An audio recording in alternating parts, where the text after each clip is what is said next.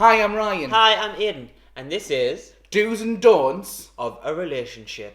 In case you haven't noticed, we've moved. We're in my mum's cafe. It's called Cafe Dral in the centre of Durham. If you're around, pay us a visit. It'll be open soon. We've got a nice couch now. We're not on Argos. Lovely backdrop. We're not on Argos stools with a bit of plasterboard wallpapered behind us with a huge line in the middle. So initially we're going to kind of make it specifically for gay relationships. However, some of these things can be taken in a heterosexual general term too. We're just going to go through different do's and don'ts of a relationship, what you should and shouldn't do. And really these just come from our experience. We're not qualified. We're not qualified. I'm not a counsellor. I think what's number one of making a relationship work is both sides make an effort. A lot of effort. It has to be 100%. Yeah. Otherwise, like one person like pulls back and doesn't make as much effort. This one gets a bit upset about that. He or she then pulls away, make an effort as well, and just drips, Arguments. it just drips away. Arguments form, and then you don't really care. You know, it's like oh, I don't really care anymore. Yeah. And so what relationship is going to work if you don't care? And this usually happens after the honeymoon period, when you're both settled down.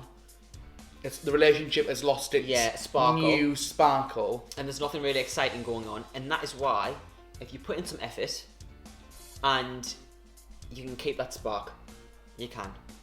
Maybe sometimes you don't want to. And you just grow upon that relationship. Yeah. So when people ask, oh, what have you been doing recently? You end up saying, oh, we've done this, or he did this for me, or she did this for me, and then we did this together, etc., etc. A big one in my book is no lies. No small lies, like white lies. No big lies. Don't lie about where you are. Don't lie about who you're with. Don't lie about things you're doing. Anything. No lies. Everything comes out in the wash anyways. Yeah, don't lie about what you like to do in bed. Don't lie about where you are. Your opinion, about your standpoints in life, anything, because it all comes out, and the only way that the relationship will work is if both of you are on the same page and know exactly what's going on with each other. For me, what is important is complete transparency. So, and this includes like day-to-day conversation, but at the same time in the bedroom. Like, say, I like this, but I'm not keen on this, or you don't have to be like, oh, that's minging or anything. Stop that now. Yeah. You just have to say, it doesn't really do anything for us. Do this instead. At the same time, not just in the bedroom, be completely honest, like, oh, I don't like that music artist, so I don't really want to go to that concert. I'll go if you want. Don't just like talk bullshit. Yes, let there be a compromise.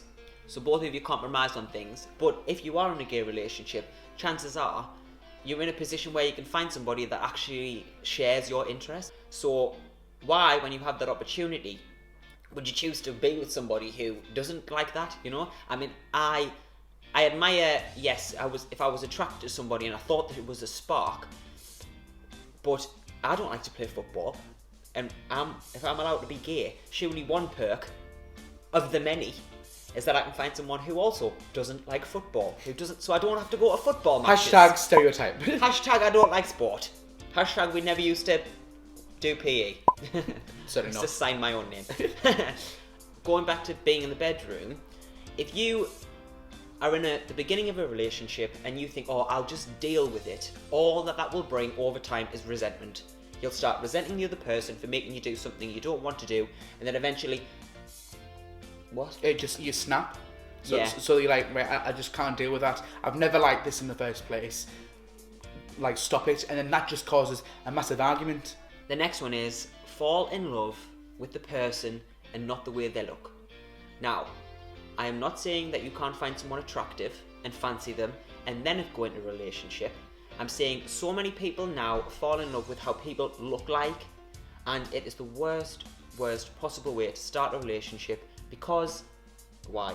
The way I look at it is that when you spend 40 years with each other, you no longer look like the same couple that met each other. So you didn't fall in love with the face, you fell in love with who they are. Yeah. So that's why it's so important, because you can very easily fall in love with this absolutely beautiful god of a man or a woman and then realise that they've got a rubbish personality. So that's why it's so important to get to know someone first and You have to have Yeah. a personal relationship and love that person for who they are, not what they look like. Because what happens if you fell in love with this person just for their looks, and heaven forbid something happened to that person's looks, whatever it was, and then you realise, I don't like the way he looks or she looks, and I don't like the personality. It just deteriorates from then on. You have to love the person inside. It is maybe a younger thing, because really when you're younger you think, oh, that person is beautiful and I really want to be with them, but you will get no satisfaction from that relationship, right, by just looking at somebody. It is conversation, it is having the same interests, and it is having the same goals in life, and it is a whole package. It's not just about looks. That is big important. Hashtag not just about looks. To round this off, it's basically like going on a date with this beautiful person for a lovely meal, and then realising that there's no conversation. It's just a shame then, isn't it? Yeah, so you have good sex. Okay, if you don't have good sex, it's a bit like, oh, sake, my sex life's not great. But there is so much else to think about, not just sex. And at the same time, if your sex life isn't that great, there is so much out there that you can do to improve it, because like the majority of people will like something sexual unless you are, of course, asexual. There are many other do's and don'ts of a gay and straight relationship. There's loads of things that you can read online. I really hope you have enjoyed this video. If you have enjoyed this video, do give it a thumbs up. Let us know what you think that could be added to this list in the comments box below. I think in the future we'll do a funny one, because this was quite serious.